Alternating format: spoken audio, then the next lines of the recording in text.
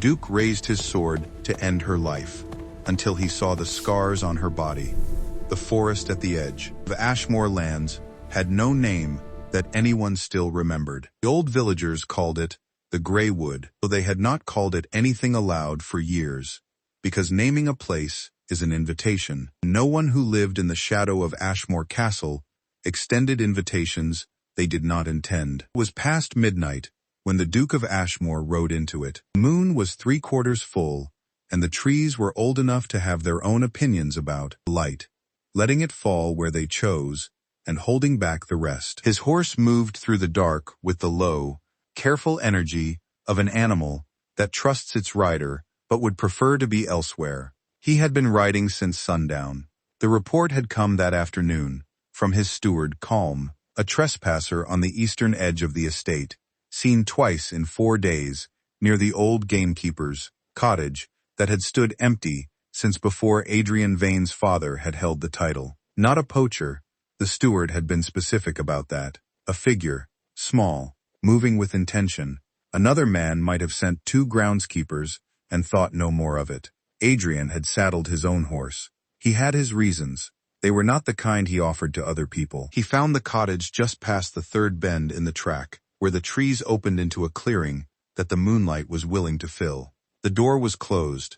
A thin line of light showed at the bottom edge. He dismounted. He drew his sword, not because he believed in the dramatic gesture of it, but because a man who enters an unknown situation unarmed is not brave. He is careless. He pushed the door open. The room was small. A fire in the grate, low but alive. A table, a narrow cot against the far wall. A candle on the windowsill, burning steady. And a woman. She had been crouched at the fire, feeding it a piece of wood, and she turned when the door opened. She straightened to her full height, which was not considerable, and looked at him with the expression of someone who has been found and is deciding, in the space of one breath, what to do about it. She was perhaps 24 or 25, dark hair loose around her shoulders, a dress that had been well made once, 2 or 3 years ago, and had since been used for purposes other than drawing rooms. Her hands were still holding the piece of wood, which she had raised without quite realizing it,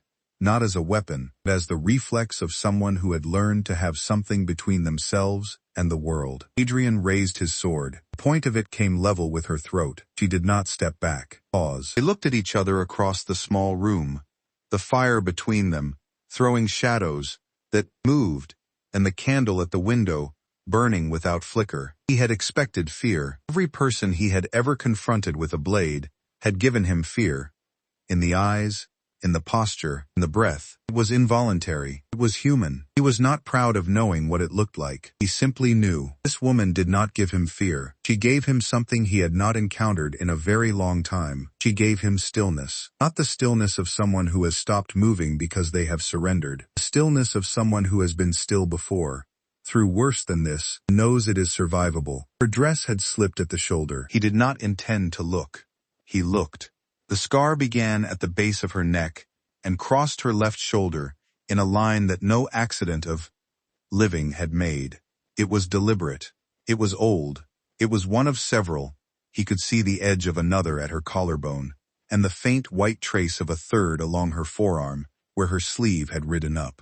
He lowered the sword, not all the way, halfway, the gesture of a man recalibrating. "Who are you?" he said. Her chin came up slightly. Her hands were still holding the piece of wood.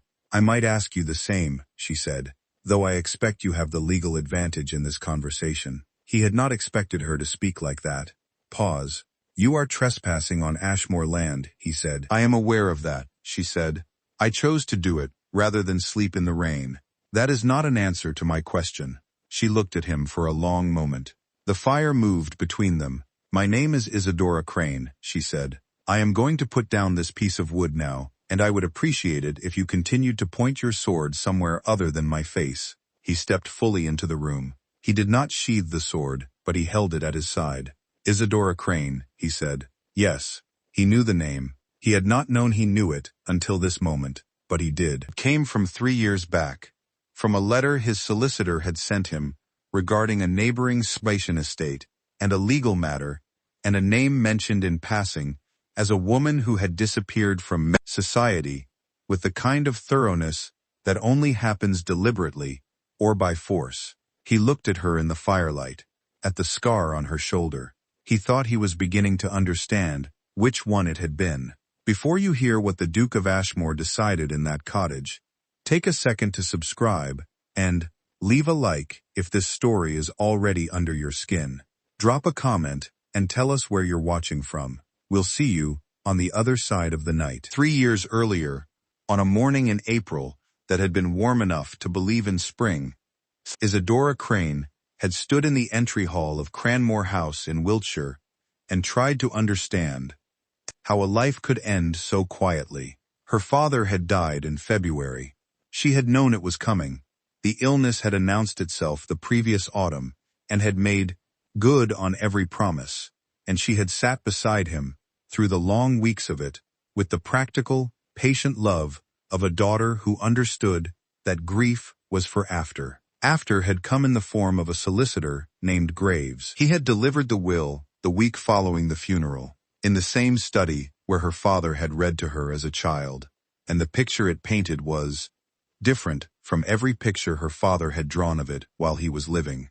The estate was mortgaged, not lightly, completely. Her father had borrowed against Cranmore in 7 separate arrangements over 15 years, each one concealed in the comfortable optimism of a man who believed the next season's harvest would be better, the next investment would recover, the next year would be the year the numbers turned. The numbers had not turned. What remained was not enough to sustain the house. What remained was, in fact, less than nothing. A deficit her father's name had carried, now transferred to the only person left bearing that name. Graves had delivered this in the practiced tone of a man who has delivered terrible news before and has found neutrality to be the kindest available register. Isadora had sat across the desk and listened to all of it. She was 21 years old. She had a good education, a fluency in French and some Italian, an understanding of agricultural management she had acquired by following her father through the estate since she was 8, and no money. She had 1 week before her father's creditors expected the first meeting. While Isadora sat in the study and began the methodical work of understanding exactly what she faced, her father's distant cousin, a man named Aldous Crane, was riding from his estate in Fay, Somerset, toward Wiltshire, with a solicitor of his own, and documents already prepared. Aldous Crane was 53. He had been waiting for her father's death with the organized patience of a man who has done his calculations in advance. He arrived at Cranmore House on a Tuesday and presented himself as a solution. He was not a solution. He was the next problem.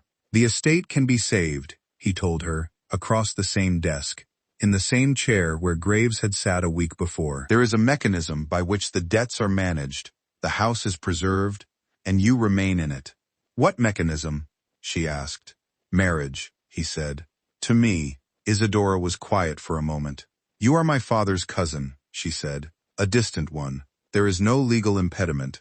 I am aware of the law, she said. I am asking about the sense. Aldous had not expected this particular register of response. He rearranged himself in the chair and tried a different approach. The gentler one, the one about duty, the one about family, the one about her father's wishes, which he claimed to know and which she very much doubted. She declined him. He came back 3 days later and was less gentle. She declined him again. The third time he came, he did not use words at all. She had been alone in the house, the servants having been let go in stages as the money contracted, and he had come with a man she did not know and used methods she had not anticipated from someone who had presented himself as a rescuer. She survived it. She survived the second time, too, 6 weeks later, when it became clear that Aldous had no interest in giving up what he believed he was owed. On the third occasion, she did not wait to survive it. She left.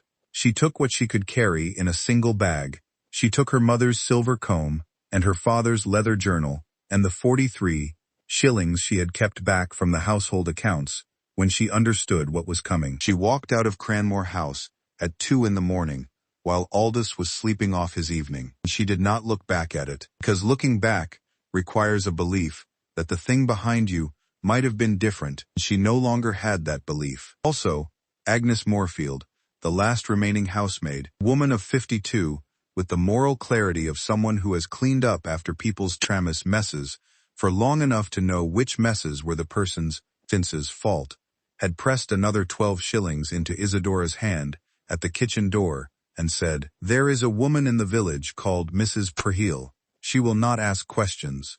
Start there." Isadora had started there. 3 years that followed had a shape she had not chosen and would not have chosen, but which had made her, she thought, into something more reliable than who she had been before. She had moved between villages, taken work where it was available, housekeeping, needlework, once a 6-month position, as a teacher for 3 children of a farmer who valued education over 20 stellar. She had kept moving because Aldous' reach was longer than it should have been. She had learned, slowly and then with conviction, that the best defense available to a woman with nothing is the simple refusal to be findable. She had been heading toward the coast when the rain had started. She had known about the empty cottage on the Ashmore estate because Mrs. Heel's sister had mentioned it 3 years ago, and Isadora had the kind of memory that kept useful information until it was needed.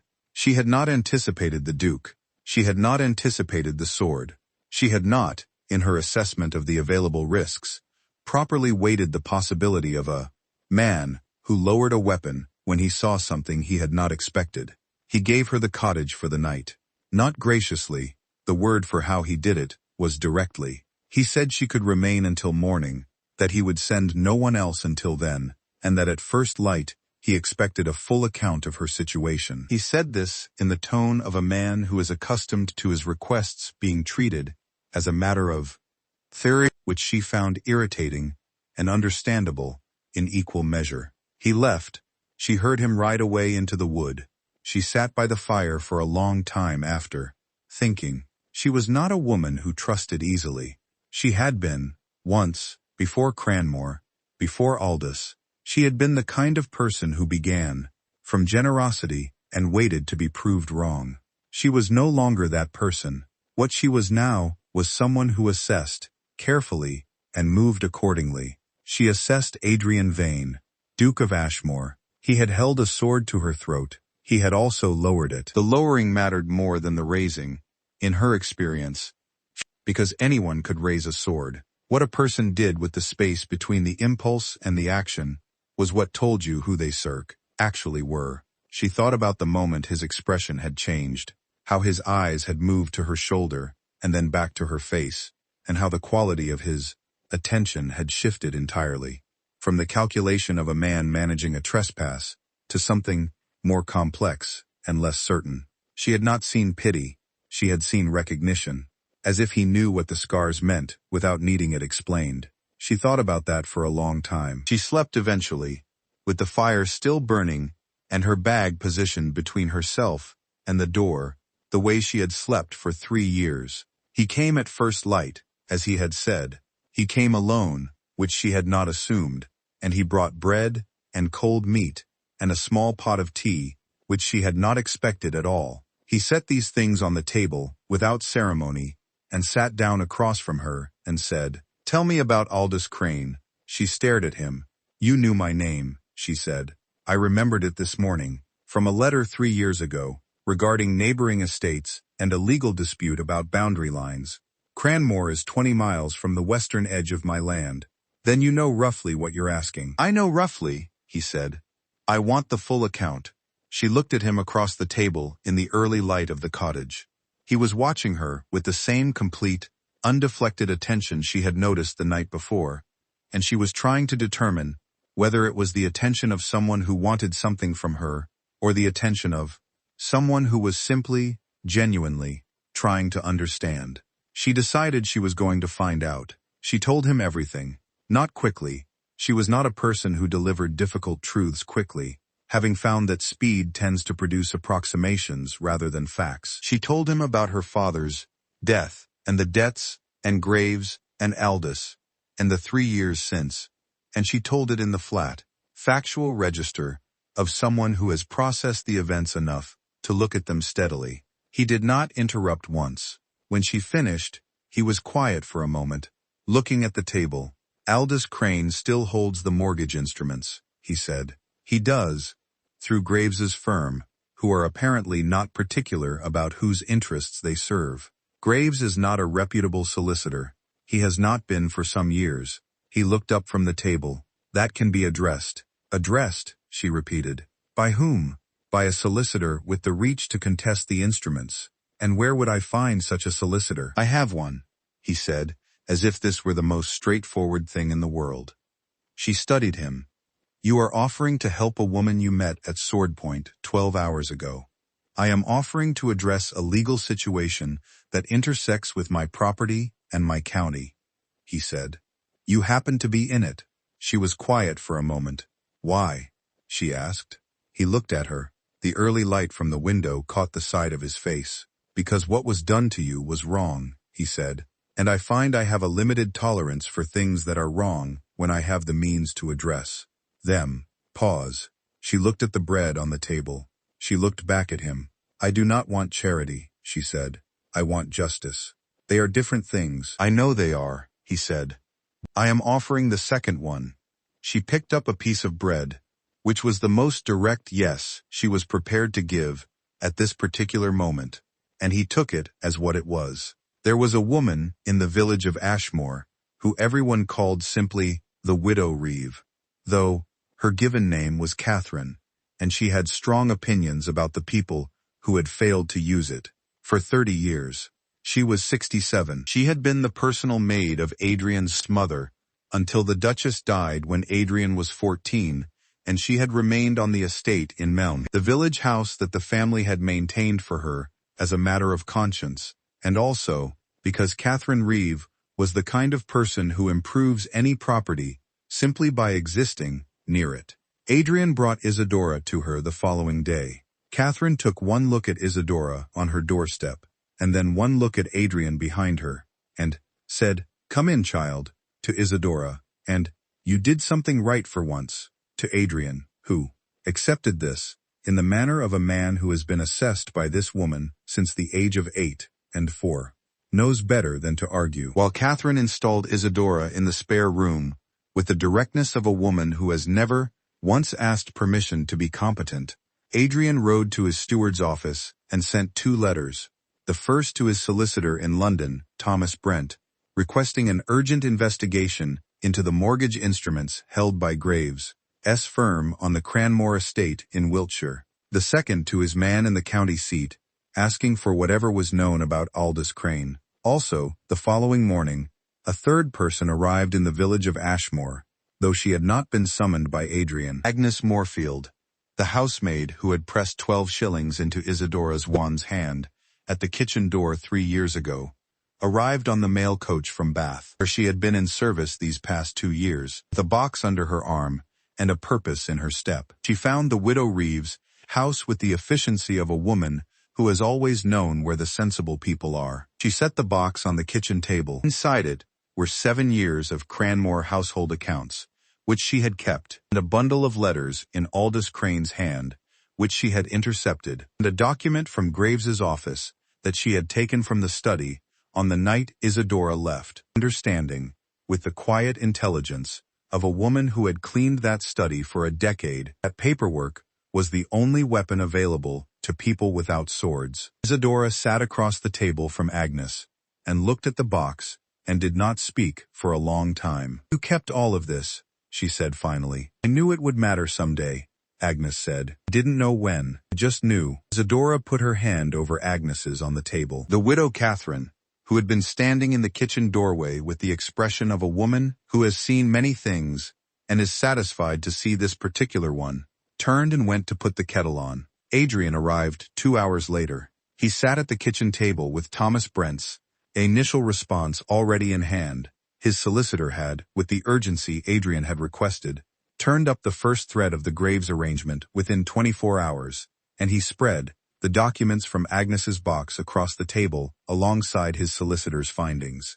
The picture that assembled itself was specific and damning. Aldous Crane had not rescued the Cranmore estate. He had engineered its collapse through Graves' over a period of 7 years, through a series of loans structured to fail, each one paying off the previous at terms that guaranteed the debt would grow faster than it could be addressed. The mortgage instruments he now held were not legitimate creditor positions.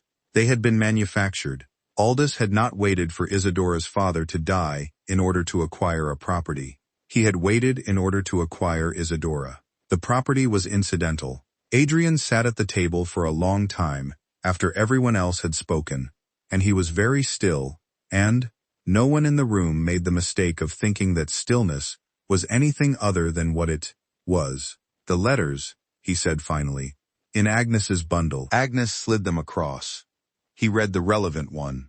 Once, he set it down. "We have what we need," he said. That night, in the garden behind the widow Catherine's house, where the autumn had left the roses bare, but the stone bench was still warm from the day, Isadora sat and looked at the darkening sky and thought about what it meant to have something be over, not finished, not resolved. That would take weeks, she understood that, but over, in the sense that the thing that had been hunting her for 3 years had been found out, named, documented, given to people with the reach to act on it. She had done that. Her feet and Agnes's records, and the 3 years of careful, anonymous survival had brought her to a cottage on the edge of a wood where a man had raised a sword and then lowered it, and that small gesture had opened into something she had not known to hope for. She heard the garden gate. She knew the sound of his step by now. 3 days was enough. She was precise about people. He sat on the other end of the bench, not close. He maintained a care about proximity that she appreciated in the way that you appreciate things. You notice when you are accustomed to their absence. "You are thinking," he said. "I am usually thinking. I have noticed that." She looked sideways at him. "What were you like before your father died?" He was quiet for a moment, apparently genuinely considering it. "Less quiet," he said. "Less certain. I had ideas about what I wanted from my life that turned out to be not entirely practical." A pause. "The dukedom restructured my priorities, whether I invited it to or not." "What did you want?" "I wanted to build things," he said. "Bridges. I studied engineering at Edinburgh, which was not the expected path for a man of my family's position, but my father permitted it, because he found my mother's approval of it hard to refuse." He looked at the garden. "She died when I was 14. After that, the practical training for the dukedom took over, and bridges were set aside." "You regret it?" "Sometimes. Less than I did." He looked at her. "What did you want, before?" She considered that honestly. "To run Cranmore," she said. "Not unusually, not for a woman in my position, but I knew that land. I understood it. I had been managing the kitchen accounts since I was 16, and the broader estate accounts since I was 18, because my father trusted my numbers more than his own." She paused. "I wanted to grow something, a place that lasted." "You may still do that," he said. "If the estate is recoverable, Brent believes it is. The manufactured instruments are contestable under existing law, and with Agnes's records and the letters, the contest is close to unanswerable." She looked at the sky. "And Aldous? That is a different question." He said it carefully. "He can be ruined financially and legally. Whether he is criminally prosecuted depends on what you want and what you are willing to endure in order to get it." She sat with that. "I want him to be unable to do this to anyone else," she said. "Whatever achieves that." He nodded once. They sat in the garden without speaking for a while, and the silence had the quality that she had not felt between herself and another person in 3 years, the quality of two people who are not filling space, because the space does not need filling. "You said you had a limited tolerance for things that are wrong," she said. "I did. Where does that come from?" He was quiet long enough that she thought he might not answer. "My mother," he said at last. "She saw things others arranged not to see. She had a name for it. She called it the willingness to look." He paused. "She would have had a great deal to say about Aldous Crane. She sounds like someone worth knowing." She was. They sat a while longer.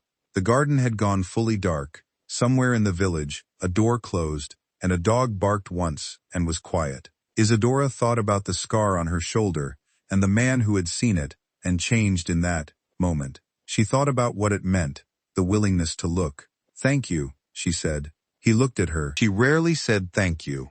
He had noticed that, and she knew he had noticed it, and she wanted him to understand that she was saying it now because she meant it precisely. "You are welcome," he said, simply. The letter came from Brent 3 weeks later, and it was everything they had expected and more. It arrived on a Tuesday morning, and Adrian read it at his desk and sent for Isadora immediately. She came across from the village, with Agnes behind her, because Agnes had established herself in the widow Catherine's household with the serene permanence of someone who belongs somewhere and knows it. He spread the letter on the desk. Brent had not merely found the threads. He had unraveled the whole cloth. The Graves firm had structured fraudulent instruments on 4 separate estates across 3 counties over a period of 12 years. Cranmore was not the only one. There were 3 other families, 2 of them no longer aware that their losses had been engineered. One of them a family in Dorset, whose eldest son had been fighting a legitimate legal battle for 7 years without knowing the full shape of what he was fighting. "He did this to others," Isadora said. "Yes." She looked at the document for a long time. "Then it is not enough to address Cranmore," she said. "No," he agreed. "It is not." She looked up from the papers. There was something in her face that he had seen developing over the past 3 weeks.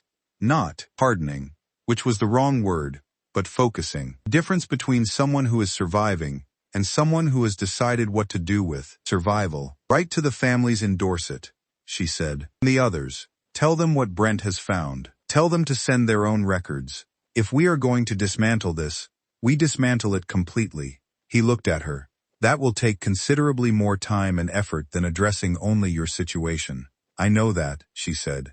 "Pause." "All right," he said. He wrote the letters. She sat across the desk while he did it, organizing Agnes's records into the order that Brent would need, her hands moving through the Destania papers with the efficient calm of someone who has always been better with numbers than the people around them knew.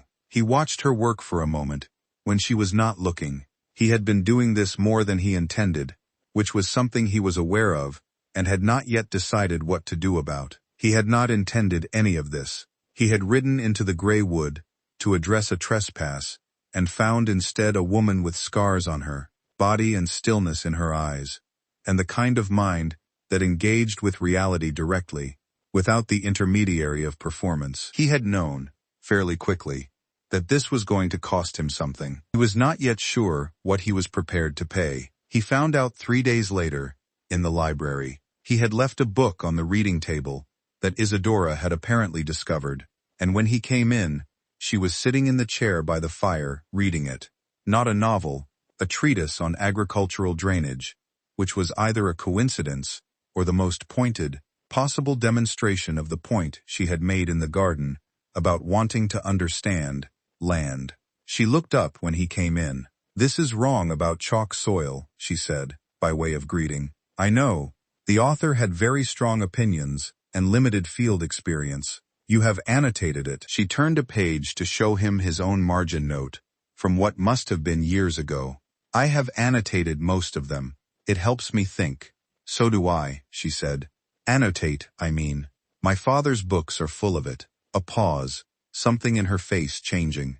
"We're full of it. I don't know what Aldous did with them." He sat down across from her. "Brent will have the estate inventory in the proceedings. If the books are still there, they can be returned." She looked at the fire. "Isadora," he said. She looked at him. He had started using her name about a week ago, quietly, without announcement, the way he did things he meant. "I have to tell you something," he said. "And I want to tell you, before Brent's proceedings move any further, because what I am about to say would look different after them. And I don't want it to look different. I want you to hear it in its actual form." She waited. "I find," he said, "that I have thought about very little other than your situation and your presence for the past 3 weeks, and that the 2 things have become, for me, fairly inseparable. I am telling you this, not to ask you anything, because I understand entirely that your situation precludes any reasonable response to being asked anything right now, but because I said from the beginning that the only register I was going to operate in with you was the honest one. Pause. The fire moved. She looked at him for a long time. How long did it take you to decide that? She asked. Approximately 48 hours after the cottage, he said. Give or take. She was quiet. I need time, she said. I know. My situation is not resolved. My future is not clear. I am not in a position to make decisions from a place of clarity, and I have learned, at some cost, not to make decisions from any other place. I am not asking you to make any decision, he said. I am only telling you where I stand, so that you have complete information. She looked at him in the firelight. She thought about the sword he had raised, and the sword he had lowered. She thought about the letters he had written to strangers, in Dorset, because she had said the injustice was wider than her own. She thought about the bread on the cottage table at first light, and the way he had sat across the desk and listened to everything without interrupting once, and the margin notes in the agricultural treatise that told her who he had been before duty had narrowed his world. She thought about the willingness to look. All right, she said. I have heard it. She did not say more than that. He did not ask for more than that. But when she left the library an hour later, with the agricultural treatise under her arm, because she was not finished arguing with it, there was something in the way. She paused at the door. She didn't look back, but she paused. He noticed. The hearing was held in the county seat in November, in a chamber that smelled of old wood and winter, and the careful authority of law. Thomas Brent had done his work with the precision of a man who understands that a case built slowly and completely is worth 3 times the one assembled in haste. He had the Cranmore instruments. He had Agnes's records. He had Aldous' letters, which contained, on the 14th page of the bundle, a single line that the presiding magistrate read aloud, and then read aloud again, that Isadora Crane's compliance was to be secured by whatever means necessary before the estate was formally transferred. The chamber was very still when he read it the second time. Aldous Crane sat 3 rows back, with his own solicitor, a man who had arrived confident and was now doing the specific work of a man reassessing his position in real time. The family from Dorset had sent their son, who had been fighting for 7 years, and who sat beside Isadora, with the expression of someone who has been handed, late, proof that they were right all along. Graves's firm was represented by a junior solicitor who had not known the full shape of what his firm had been doing, and whose face, as the documents were read, told its own story. When it was Isadora's turn to speak, she stood and faced the magistrate and said what she had to say in the clear, direct way that she said everything. She told him what had been done to her father's estate, and what had been done to her, and how long it had taken her to find her way to a room where the evidence could speak. She told him about the families in Dorset, and the 2 others that Brent had found, whose situations were similar in structure, if different in the details. She did not perform distress. She did not arrange her face into the expression of a woman requesting sympathy. She told him the facts, and she told him what she wanted. I want the instruments voided, she said. I want the Cranmore estate returned to its rightful position, free of manufactured debt. I want the other families treated the same. I want it on the record, not quietly arranged and set aside, so that what was done here cannot be done again without someone knowing what to look for. She sat down. The widow Catherine, who had come for the occasion and was sitting in the second row in her best coat, reached forward and put one hand briefly on Isadora's shoulder. The magistrate looked at the documents for a long time. Then he looked at Aldous Crane. Mr. Crane, he said, I have been in this position for 19 years. In that time, I have heard many cases that turned on the question of what a man believed he was owed. This is the first time I have seen the belief documented so comprehensively in the man's own hand. Aldous said nothing. The ruling came at the end of the day. The instruments voided, the Cranmore estate released from artificial debt.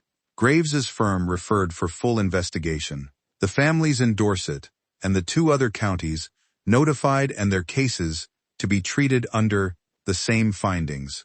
Aldous Crane restricted from any further property dealings in the county, pending the outcome of a criminal inquiry that the magistrate had decided, on the weight of the afternoon's evidence, to initiate himself. Outside the chamber, in the cold November street, the son from Dorset shook Isadora's hand and held it for a moment without speaking, which said more than most speeches.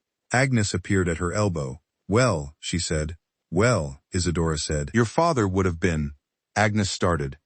"I know," Isadora said, quietly. "I know he would have." She stood in the cold street and let the afternoon settle around her. The sky was low and gray, and somewhere behind the clouds, the sun was making its way down toward the dull horizon, the way it does in November, without particular drama, just doing what it came to do. Adrian appeared at her side. He did not say anything immediately, which was one of the things she had come to rely on. The quality of his silence, the way it did not press. After a moment she said, "It's done. For the most part," he said. "The criminal inquiry will run its course. But the main thing is done." "Yes." She looked at the street. "I need to see Cranmore." "We can go this week. I need to see it, and understand what is actually there, apart from the debt. What the land looks like. What can be salvaged." "Brent will arrange the estate assessment," he said. "He can have a surveyor there within the fortnight." She nodded. Then she turned to look at him.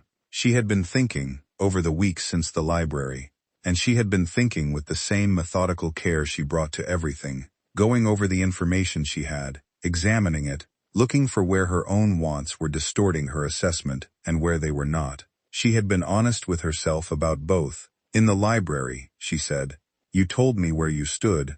"I did.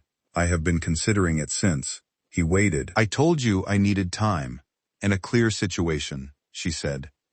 "I have had time. The situation is as clear as it is going to be for some while. It will not become simpler, and I do not intend to wait for simple." Pause. He looked at her. "I have spent 3 years," she said, "learning to understand what I am willing to accept and what I am not. I have become, I think, unusually clear about it." She looked at him steadily. "What I want is a life I have chosen, work that is mine, land that I understand, and," she paused, "a person beside me who is honest, and who is willing to look at difficult things without looking away." He said nothing. He was listening the way he always listened. "I am not certain," she said. "I want to be honest about that. I have been wrong before about what I thought I understood, but I find that the uncertainty is," she searched for the word, "tolerable. In this case, which is not something I say about uncertainty in general." Something moved through his expression. Not triumph, something quieter and less expected. "I would be very glad," he said carefully, "to be given the chance to be worth the uncertainty." She looked at him. "Then you have it," she said. They stood in the November street, while the afternoon completed its departure, and the lamps in the windows of the county buildings came on one by one, and Isadora thought that this was a beginning of a kind she had not known to plan for, and had arrived at anyway, the way the things that matter usually do, not through design, but through the accumulated consequence of refusing, each time it was asked of you, to be less than honest.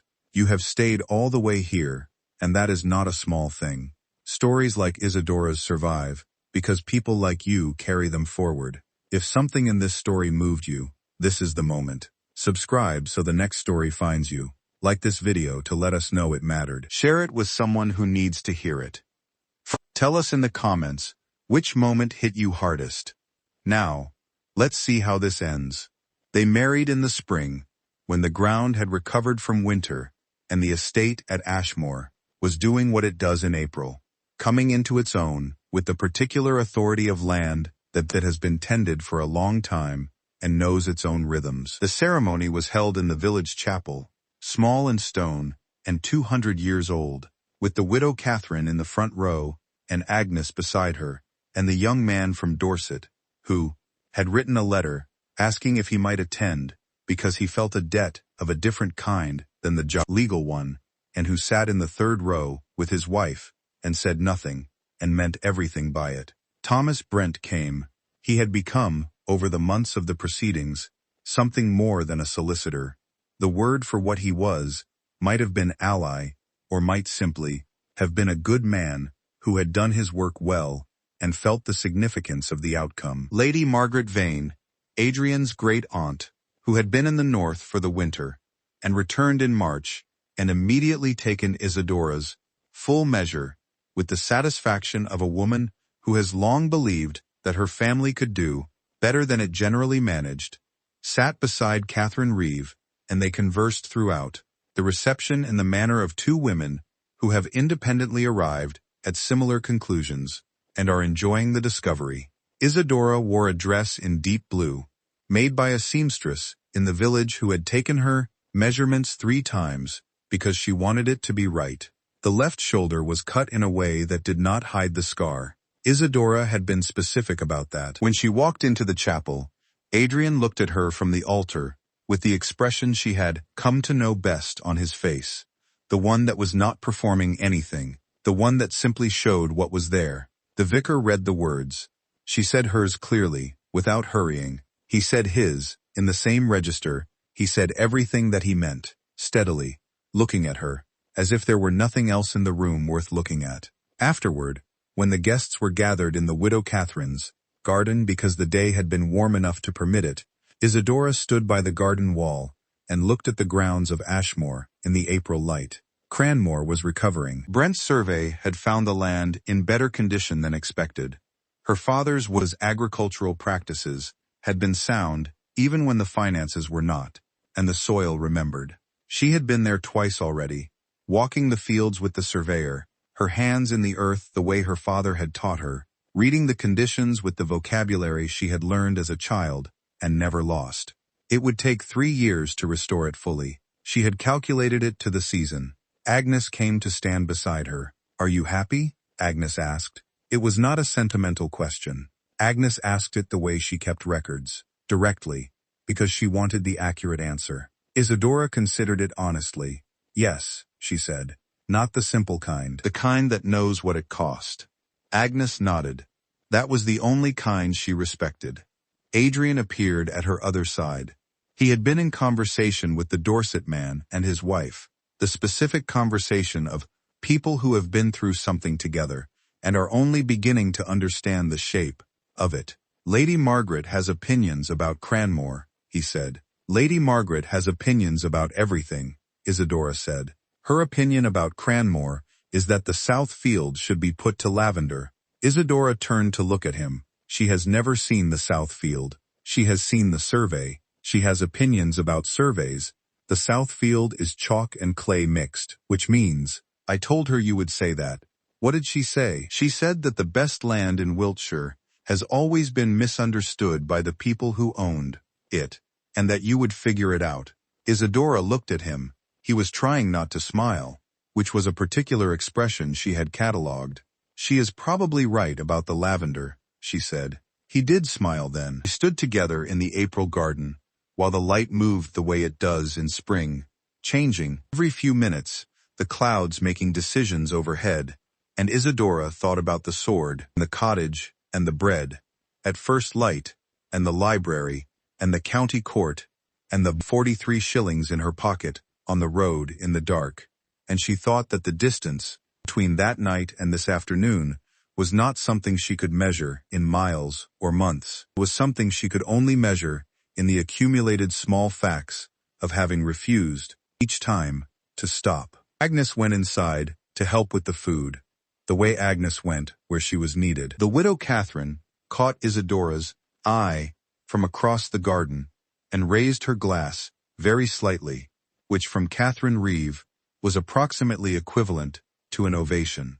The son from Dorset's wife was laughing at something her husband had said, and the sound of it crossed the garden and was good to hear. Lady Margaret Vane was telling Thomas Brent something about chalk soil. The spring continued doing what spring does, which is arrive without asking permission, and proceed on its own terms, regardless.